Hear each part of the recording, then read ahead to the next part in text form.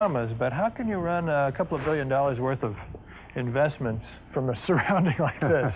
Don't you have to be on Wall Street? We did move here because it is so very pleasant. But we now have found that in the 22 years we've lived here, the performance of our mutual funds is better than in the 25 years we were managing them from Radio City in New York. Well, how do you account for this? I mean, you could work at Radio City and do things differently. Yes, we tried to, but we go to the same meetings as the other security analysts, and the people who speak are so sensible that we can't help being influenced. It's much easier to be odd when you're 1,000 miles away. Trying to be odd, going against the herd, has been a Templeton trademark as he searches for bargains that others have overlooked.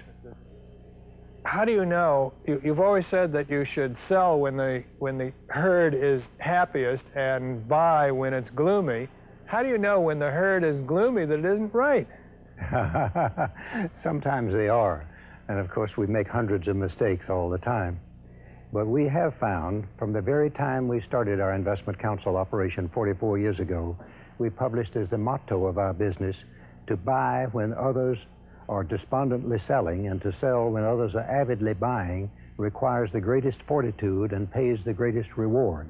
Now, this applies not only to stock market cycles, but it applies to particular industries and types of stocks. Basically, we determine that by finding out what is selling at a depressed price. If a stock is selling for a quarter or a half of what it's worth, then it is a bargain and is, in most cases, unpopular with other investors. Mainly, you like to buy companies that are out of favor. For example, I noticed that your biggest position is in Royal Dutch, but everybody's expecting oil prices to go down. Doesn't that bother you? Oh, yes, of course it bothers us, but there's so many other factors.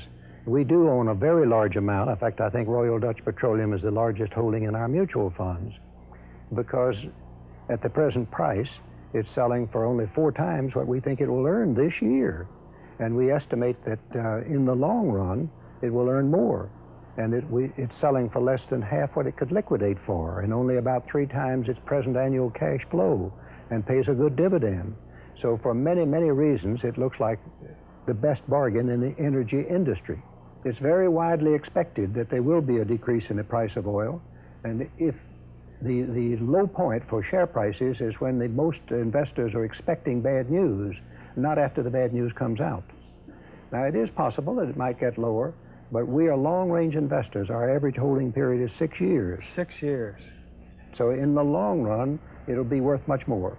Your global fund looks all over the world for investments, and I noticed that a couple of years ago, you were heavily into Japan, and now you've brought all that money practically back to the United States. Isn't that true? Is that a temporary phenomenon? Yes, that is temporary. We are worldwide bargain hunters. We search all over the world and make estimates of the values of each corporation, and then buy those shares that have the lowest market price at the time in relation to our estimate of value. And at one time, that was in Japan. In that one nation alone, we had over 50% of our total investments, because we were buying the very finest companies at 3 times earnings, some at 2 times earnings. But now, instead of 50% in Japan, we're less than 3% in Japan, because meanwhile, the prices there have gone up. The Dow Jones Industrial Average in Japan is now over 25 times earnings, and the index of smaller companies in Japan's over 41 times earnings. So that now there are very difficult and very few bargains to be found there, and more bargains to be found in America and other nations. So if you're looking around the world, what country or countries would you pick as the best shot?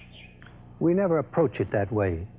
Almost all security analysts ask themselves which nation and which industry before they make a selection. If no one were doing it, that would be a good method. But since the best results are obtained in those areas where other security analysts are not working, we just say we will buy the best bargain we can find, then later find out what nation it's in. Now, approaching it from that end, we have found an unusually large amount of bargains recently in the United States, also in Canada, and in Australia, and in the Netherlands. John, 3 years ago, you said that you could see the Dow Jones at 3,000 within 5 years, which was almost a triple and certainly a double. You have 2 years left on that prediction. Do you hold by it? We keep changing. What I said, and we do not ordinarily make predictions, but I said that the chances were as good as even that would happen. And I'm saying today that the chances are as good as even that the Dow Jones someday might be above 3,000 before the next presidential election 3.5 years from now.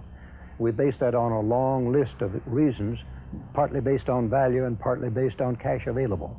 How do you feel personally about the current takeover mania?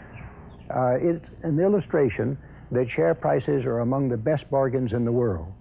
This takeover mania proves the fact that corporations on the stock exchange are selling for much less than they're really worth.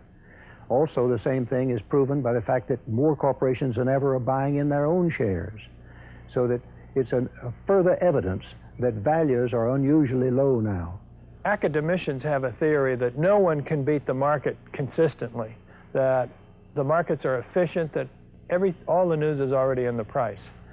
And yet there are a handful of great investors who have single-handedly disproved that theory by consistently beating the market over a period of many years, and you're one of them. How would you distinguish yourself, say, from Philip Fisher or Warren Buffett?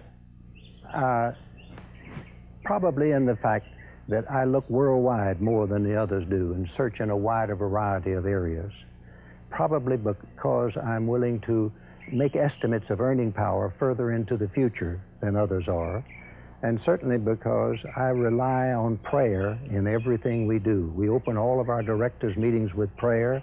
We pray about every decision we make, and in the long run, that means you will still make hundreds of mistakes, but less mistakes than otherwise. Did they ask you whether you prayed for stocks to go up? Well, yes. That would not work, of course. If we prayed for something we bought to go up, it would be ridiculous. So instead of that, I think we would try to follow Solomon, who prayed for wisdom.